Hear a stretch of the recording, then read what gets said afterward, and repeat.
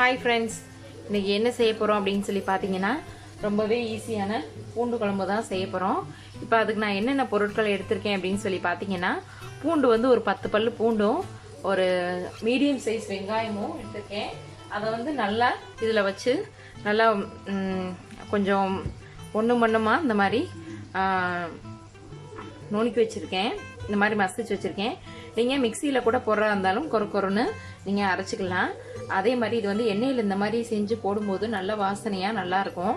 அதே மாதிரி குழந்தை பிறந்தவங்க இந்த மாதிரி பூண்டு இது வச்சு சாப்பிட்டா பாலுமே நல்லா ஊறும். கண்டிப்பாக ட்ரை பண்ணி பாருங்கள். அதே மாதிரி தக்காளி வந்து நான் மீடியம் சைஸ் தக்காளி 2 எடுத்து வச்சுருக்கேன்.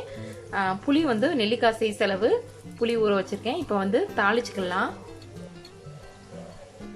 இப்போ சட்டி வச்சாச்சு. இப்போ வந்து நான் வந்து கடலெண்ணெய் ஊற்றிருக்கேன். நல்லெண்ணெய் ஊற்றிக்கலாம், கடலெண்ணெய் ஊற்றிக்கலாம். இப்போ வந்து லைட்டாக 2 வெந்தயம் போட்டுக்கோங்க. அதே மாதிரி பெருஞ்சீரகம் 2 போட்டுக்கோங்க.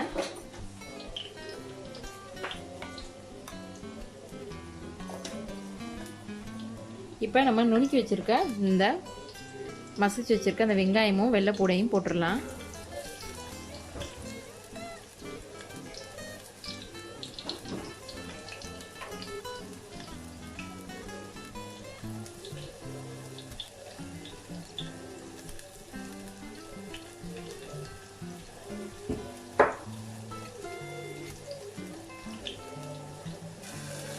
இப்போ நல்லா மிக்ஸ் பண்ணிக்கிடுவோம். அந்த வெள்ளைப்பூடு நல்லா அந்த எண்ணெயிலே இது பண்ணும்போது நல்லா ரொம்பவே சூப்பராக இருக்கும். நல்லா ஸ்மெல்லுமே பயங்கரமாக இருக்கும். இப்போ அதுலேயே நல்லா வெந்துடும். இந்த எண்ணெயிலேயே நல்லா இதாகிடுச்சு. இப்போ வந்து தக்காளியாக போட்டுக்கலாம். இப்போ இது வேகிறதுக்கு உப்பு போட்டுக்கலாம்.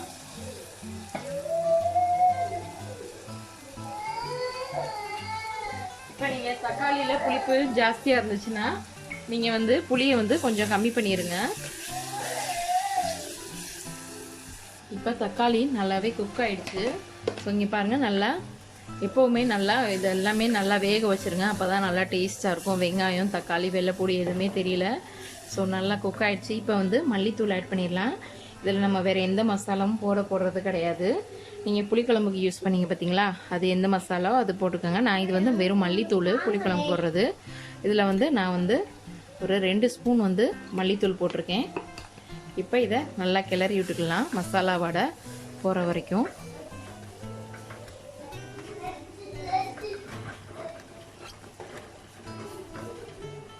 இப்போ நம்ம தண்ணி ஆட் பண்ணிக்கலாம்.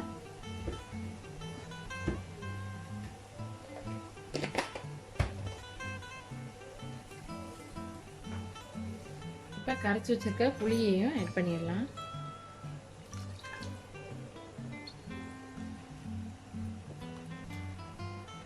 இப்போ இதுக்கு தேவையான அளவு தண்ணி நீங்கள் ஊற்றிக்கோங்க.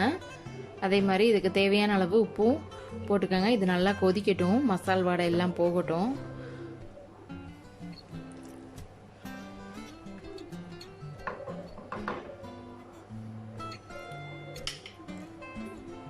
குழம்பு ரொம்பவே நல்லாவே குக் ஆகிடுச்சு.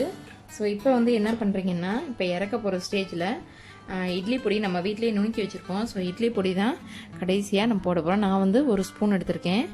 இந்த இட்லி பொடியை போட்டு நல்லா சிம்மில் வச்சுருங்க அடுப்பை. இட்லி பொடியை போட்டு நல்லா மிக்ஸ் பண்ணி விட்ருங்க. அந்த கட்டி விழுகாத மாதிரி பார்த்துக்கோங்க. ஸோ நல்லா மிக்ஸ் பண்ணிவிட்டு இப்போ நம்ம இதில் வந்து பட்டை மிளகாலாம் போட்டு அரைச்சிருப்போம். ஸோ நல்லாவே அதில் வந்து உரப்பு இருந்திருக்கும். அதனால தான் நான் வந்து இதில் வந்து மிளகாத்தூள் ஆட் பண்ணலை. ஸோ நீங்கள் உங்களுக்கு இட்லி பொடியில் உரப்பு இல்லை அப்படின்னா நீங்கள் எக்ஸ்ட்ரா மிளகாத்தூள் கூட ஆட் பண்ணிக்கலாம். ஆனால் இந்த மாதிரி சாப்பிட்டா ரொம்பவே டேஸ்ட்டாக இருக்கும், நல்லாயிருக்கும்.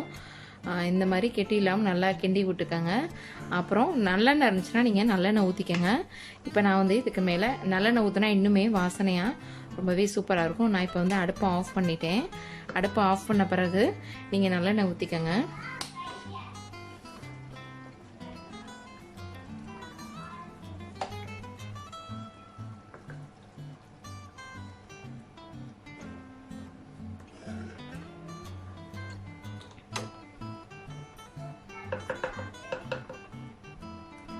அவ்வளோதான், ரெடி ஆயிடுச்சு.